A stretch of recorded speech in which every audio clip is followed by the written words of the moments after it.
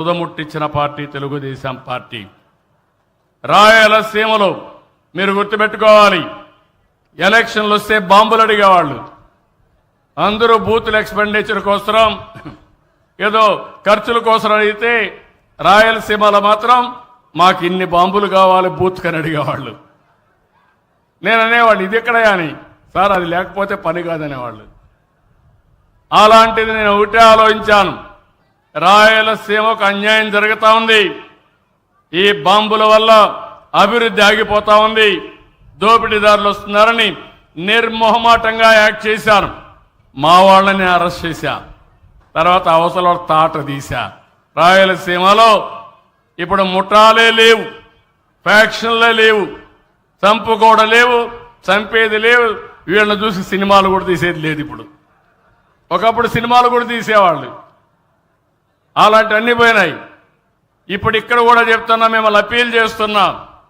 కొంతమంది కావాలని ఒక విగ్రహం ఉంటుంది, అంబేద్కర్ విగ్రహం ఉంటుంది, ఎవరో చూడనప్పుడు ఏదో చేయడం, దాన్ని చూసి ఇంకొక పక్కన ఏ ఎన్టీఆర్ విగ్రహం, మహాత్మా గాంధీ విగ్రహం, లేకుంటే రంగా విగ్రహం అయి ఉంటే దానిపైన వీళ్ళు చేయడం, అంటే విగ్రహాల రాజకీయం చేస్తున్నారు.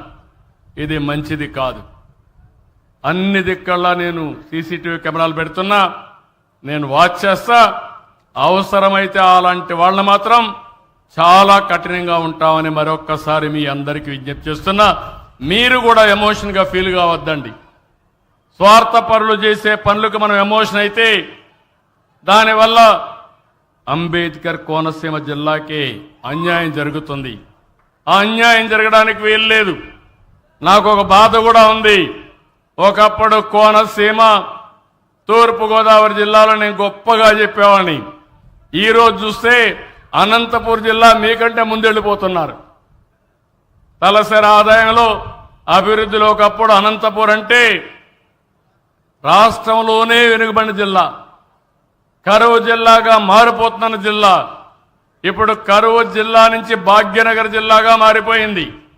ఈ విషయాలు మీరు గుర్తుపెట్టుకోవాల్సిందిగా నేను మిమ్మల్ని కోరుతున్నా. ఇవన్నీ గుర్తుపెట్టుకొని తొందరలోనే ఇవన్నీ ఆలోచించిన తర్వాత నేను ఒక సంక్షేమ క్యాలెండర్ కూడా ఇస్తా. ఏ నెలలో ఏమి ఇస్తానో చెప్పి దాని ప్రకారం ఇచ్చే బాధ్యత నేను తీసుకుంటానని మీ అందరికీ హామీ ఇస్తున్నా. అయితే నేను ఇవన్నీ చేస్తా. దీంతో నేను తృప్తి పడడం లేదు. పేదవాడు ఒక ఆదాయం పెరగాలి, మీ జీవన ప్రమాణాలు పెరగాలి. 2029కి జీరో పావర్టీ, పేదరికం నుంచి అందరూ పైకి రావాలి. 2029 నుంచి ఆర్థిక అసమానతలు తగ్గించాలి. దానికే తీసుకొచ్చా. ఆదాయం బాగా వచ్చిన 15% కింద నుండే 20% దత్తత తీసుకోవడం, మెంటరింగ్ చేయడం, వాళ్ళకు అవసరమైతే హెల్ప్ చేయడం, అవన్నీ చేయాల్సిన అవసరం ఉంది. ఇది చేయగలిగితే మానవత్వం అవుతుంది. ఈరోజు నేను ఒక మాట చెప్పాను, అంబేద్కర్ గారు గ్రేట్ ఇంటలెక్చువల్, ప్రపంచ మేధావి. కానీ ఆయన జీవితంలో కూడా మీరు చూస్తే బరోడా రాజు ఆయన చదువుకునే రోజుల్లో బాంబేలో చదువుకోవాలని నెలకు 10 రూపాయలు ఇచ్చాడు అప్పట్లో. అదే సమయంలో లండన్ పోవాలంటే, ఆక్స్ఫర్డ్ పోవాలంటే నెలకు $12 సహాయం చేశాడు. దానివల్ల అంబేద్కర్ గారు ప్రపంచ మేధావిగా తయారయ్యాడు. ఒకవేళ ఇవ్వకపోయినా అయి ఉండేవాడేమో.